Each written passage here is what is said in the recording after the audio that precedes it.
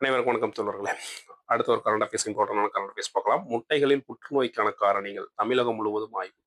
முட்டைகள்ல புற்றுநோய்க்கு வித்திட்டு தடை செய்யப்பட்ட ஆன்டிபயோட்டிக் மருந்துகளின் கூறுகள் அதிகமாக இருப்பதா தகவல் வெளியாயிருக்கு. ஓகேங்களா? அதை தொடர்ந்து என்ன பண்றாங்க, தமிழகம் முழுவதும் என்ன பண்றாங்க அப்படின்னா, நிறைய முட்டை மேக் பண்ற இடத்துலயும், அதாவது நாமக்கல் நிறைய முட்டை ஹோல்சேல் கடைகள் எல்லாம் என்ன பண்ணிருக்காங்க, ஃபுல்லா சர்ச் பண்ணிருக்காங்க.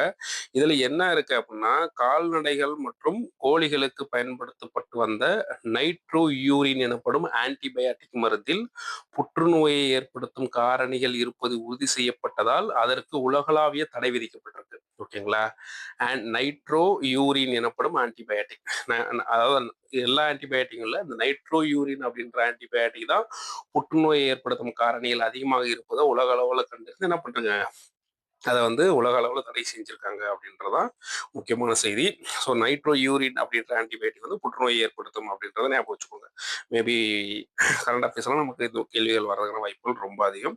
இது தமிழ்நாடு முழுவதும் மட்டும் கிடையாது, இந்திய அளவில் வந்து இது வந்து என்ன பண்றாங்க, செக் பண்றாங்க. அது மட்டும் இல்லாமல் இது எங்க இருந்து இந்த பிரச்சனை பூதாகரமானுச்சு அப்படின்னு சொல்லி பார்த்தோம்னா, பெங்களூர்ல ஒரு முட்டை நிறுவனத்துல இந்த மாதிரி இருக்கு அப்படின்னு சொல்லிட்டு சோசியல் மீடியாவில் ரொம்ப வைரல் ஆனதுனால இப்போ வந்து என்ன பண்றாங்க, எல்லா இடத்துலயும் செக் பண்றாங்க. தேங்க்யூ.